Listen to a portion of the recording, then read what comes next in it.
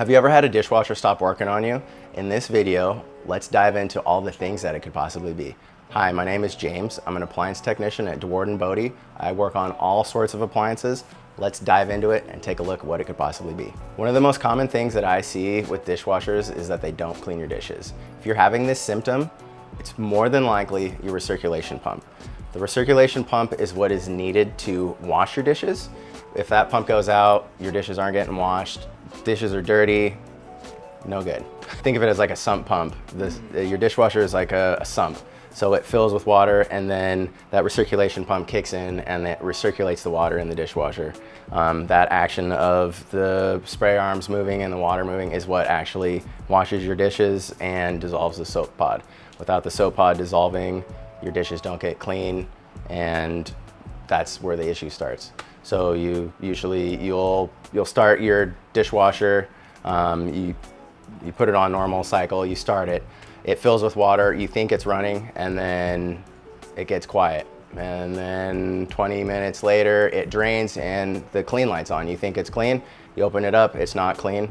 The issue is the recirculation pump. 99.9% of the time. If it's not, then we look at the spray arms. Is there something restricting the spray arm? Is there something else at fault? And then we look deeper and then we look further.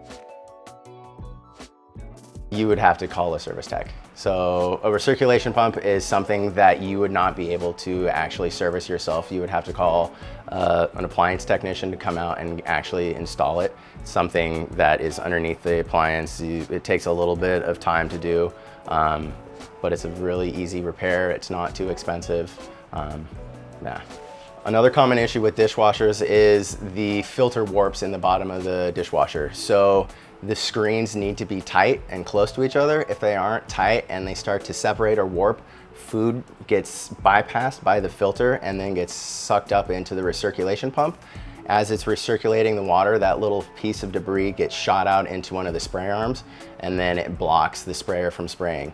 The more food that's in there, the more things that are getting obstructed, thus you're diminishing the cleaning ability of the spray arm. So it's only got 5 to 7 little holes on it. You obstruct 2 to 3, that's like 50% of the cleaning is gone. So something to look at. If your filter is warped, that's another thing that could be causing your dishes not to get clean. A good preventative tip for your dishwasher is before something happens, be preventative. Make sure that you're keeping up on the cleaning of the filter. I've been to many service calls where people don't know that their dishwasher has a filter. It has a filter to catch food. It needs to be cleaned. If you don't clean it, it builds up and then you have a stinky, smelly dishwasher. You're complaining about smell, your dishes get moldy. Something to look at. The filter's located at the very bottom of the dishwasher, right underneath the spray arm. Depending on what model you have, it may be a simple twist and pull. Others are just a grab and pull up. Look at your user's manual, you'll be able to figure it out.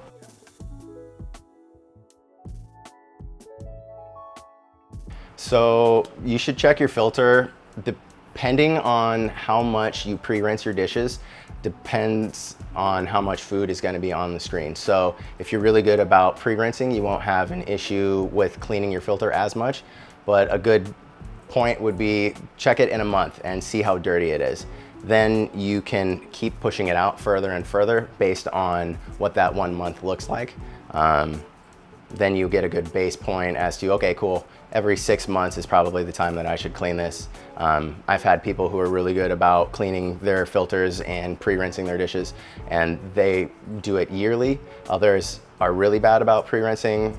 College students, no offense, messy, and it's like every other month or monthly. So definitely something to take into consideration. Screens are something that get clogged and will diminish your cleaning ability in your dishwasher. Another common problem I see with dishwashers is that your dishes come out wet and or they're not drying. That issue is always associated with the heating element. So the heating element is used to aid in the drying process. So it heats up at the end of the cycle, just like in a dryer or your stovetop, right? It's a heating element. It gets hot, it dries things. Without that heating element, your dishes don't get dry. Even if you do have rinse aid, which does help in the drying process, rinse aid is it's an aid in the drying process. It's a surfactant. It helps break the surface tension of the water, and it helps things dry faster. Modern appliances need a little help because they're more energy efficient. Because of that, they don't dry as well. But if your dishwasher is having issues drying and or they weren't as dry as they were before when you first purchased your item, take a look at the heating element. That's always located in the very bottom of the dishwasher. You can easily tell if it's bad just by looking at it. Sometimes they ground out and they make a blister spot on it, and or there's a hot spot. It's very noticeable. It'll be a bright white spot on the element. That's usually what causes the heating issue. So take a look at the heating element. That's usually your issue.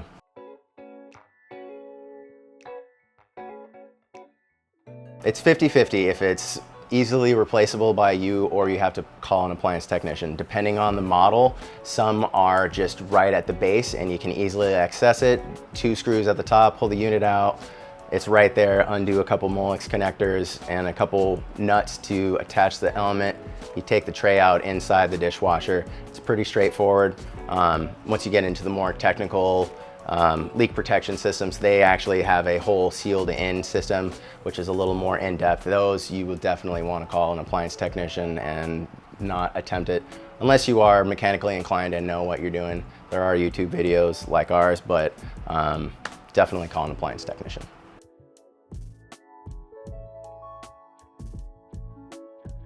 Is your dishwasher not drying as well as you would like? One thing that I always ask is, are you using rinse aid? Rinse aid is what it is. It's a rinse aid. It helps in the rinsing process. It aids in the drying process. Think of rinse aid as a water surfactant.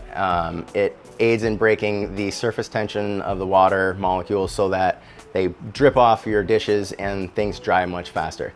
It's almost like WD-40 or Rain-X for your dishes. That's my analogy that I use. People totally get that. If you're having issues with watermarks, spotting, hard water, stuff like that at the end of your cycle, meaning you can hold your glass up, look at in the light and you see little splotches and whatnot, that's because you need help with the rinsing. Rinse aid helps with the drying. It also helps with the rinsing. Modern appliances are more energy efficient, so they're a little bit quicker than more older units are. And because of that, they need some aid in the drying. So definitely use rinse aid. If you haven't tried it, it's readily available at any local hardware store or retailer. If your dishwasher isn't draining, this is one of the most common issues that I see.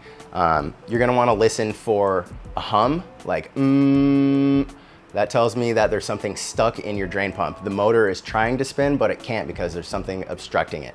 If you don't hear a hum at all, that usually means your drain pump is bad. It's 50-50 that you'll be able to actually access the drain pump and fix it yourself. Some of them are really easy to get to, others are not. Some models, it's just as simple as 2 screws at the bottom, the kick plate comes off, there'll be a pump on the side of the sump there. Make sure you have a wet vac, turn that on, take the pump off, there'll be a little depression tab, it'll twist to the left, it'll come right off. Usually you'll see a piece of glass, a bobby pin, toothpick, something like that has made its way all the way down in there and has obstructed that from spinning. You clear that debris, put it back together, that should resolve your problem. If that doesn't, then you're gonna wanna call us and or look up the model serial number so that you can order the correct part, and that should resolve your issue. Hopefully this was helpful.